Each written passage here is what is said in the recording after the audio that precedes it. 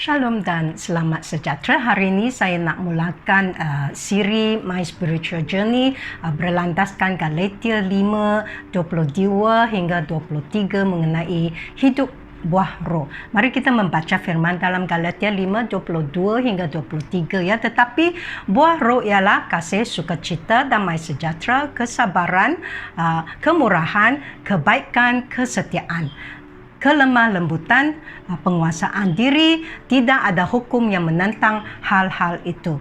Dalam merenungi firman ya, rima pertama yang saya dapati ialah mengenai perkataan buah, fruit, yang saya fahamkan sebagai hasil yang kelihatan daripada apa yang tumbuh dari benih. Dan dua hal yang melintas fikiran saya. Nombor satu ialah sumber buah.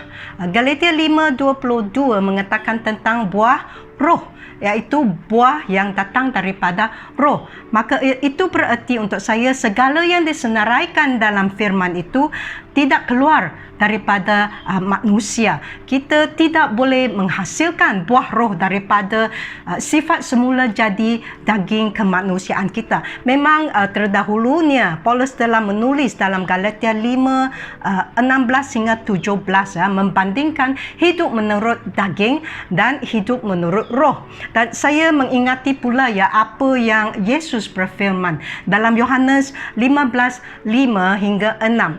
Akulah pokok anggur dan kamulah ranting-rantingnya. Barang siapa tinggal di dalam aku dan aku di dalam dia, ia berbuah banyak. Sebab di luar aku kamu tidak dapat berbuat apa-apa. Barang siapa tidak tinggal di dalam aku, ini dibuang keluar seperti ranting dan menjadi kering. Kemudian dikumpulkan orang dan dicampakkan ke dalam api lalu dibakar. Dan nombor dua ialah jenis buah. Saya ingat kembali ya dalam Kejadian 1 ya, ayat 11 versi AYT ya, saya dapati tepat sekali. Allah berfirman, biarlah bumi menumbuhkan rerumputan, tumbuh-tumbuhan berbiji dan pohon buah yang berbuah menurut jenisnya dan berbiji di dalamnya di atas bumi. Lalu jadilah demikian.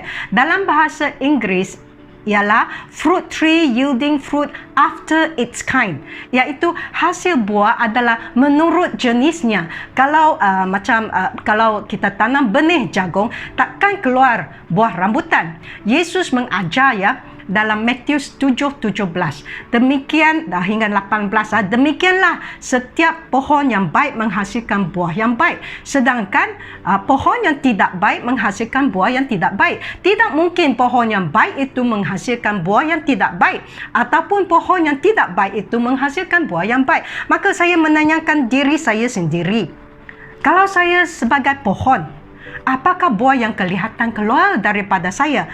Adakah hidup saya menghasilkan buah baik atau buah yang tak baik?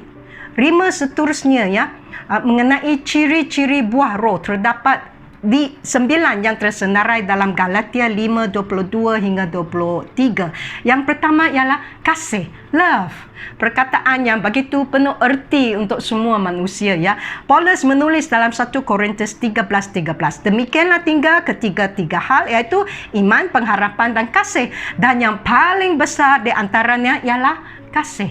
1 Korintus 13 digelar sebagai bab kasih, the love chapter. Dalam bahasa Yunani, kasih ialah agape, yang membawa erti memperhatikan dan mencari yang terbaik bagi orang lain tanpa memikirkan diri sendiri. Sifat kasih duniawi berbeza sekali ya, hanya tertumpu kepada kepuasan peribadi. It's all about I, me and mine.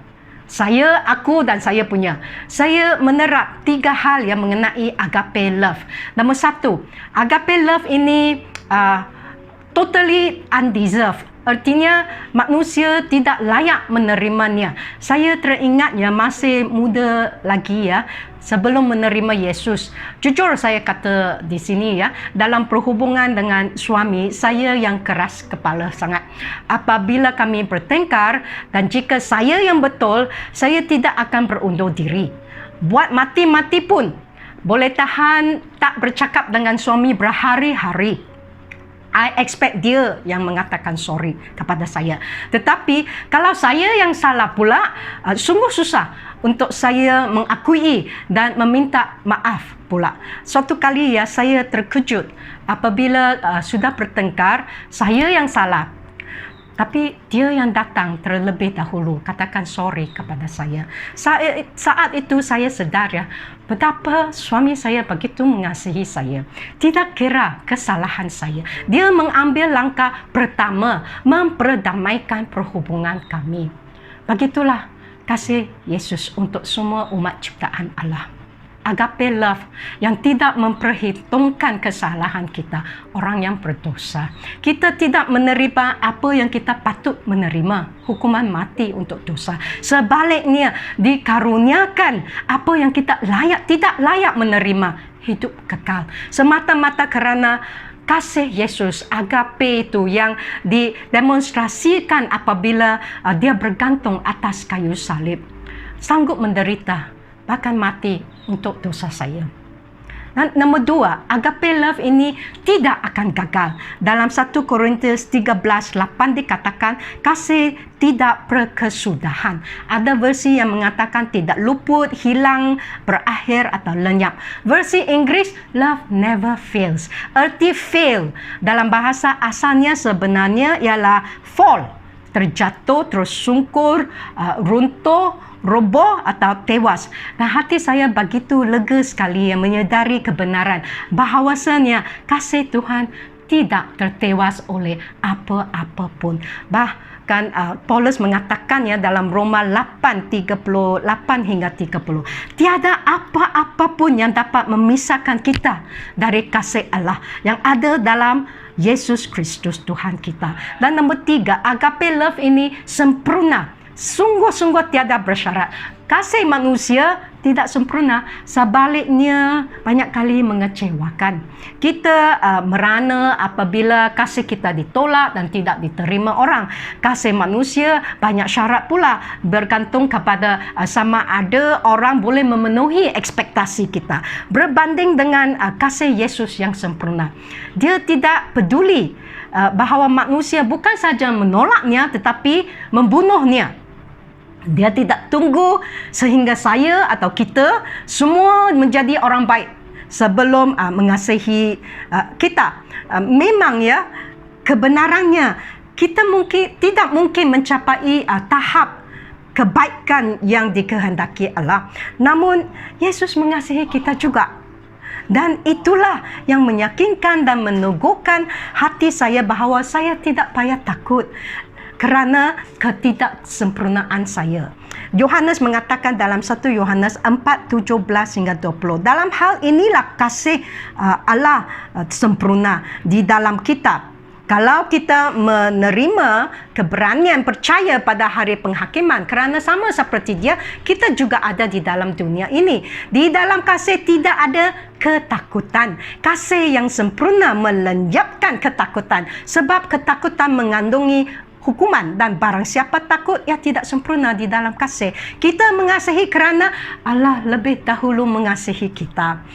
Saya melakukan firman ini, saya perlu mengingati dan mengakui keinginan daging saya ini yang bertentangan dengan keinginan roh. Dan hal yang nombor 2, saya perlu menanam diri dalam firman Tuhan supaya roh Yesus, roh yang menghasilkan buah baik dalam dan melalui hidup saya. Dan nombor 3 hal yang saya nak lakukan ialah mengasihi manusia seperti mana Yesus mengasihi. Dan marilah kita berdoa Saya membahagikan firman. Aba Bapa di syurga, terima kasih kita telah diselamatkan untuk hidup menurut roh, bukan menurut daging lagi. Dalam nama Yesus, kita pakukan segala keinginan daging diri kepada kayu salib Yesus. Tolong kita matikan hawa nafsu yang menentang kerja Roh Kudus dalam hidup kita. Dengan ucapan syukur, kita menerima kasih-Mu yang sempurna, yang tiada pernah gagal, walaupun kita tidak layak sama sekali. Maka biarlah kasih agape ini yang daripada Tuhan ternyata dalam kelakuan, percakapan, tindakan seharian dalam perhubungan kita sesama manusia sebagai kesaksian yang baik memuliakan Yesus Kristus. Dalam nama Yesus telah berdoa, semua yang percaya mengatakan amin. Tuhan memberkati.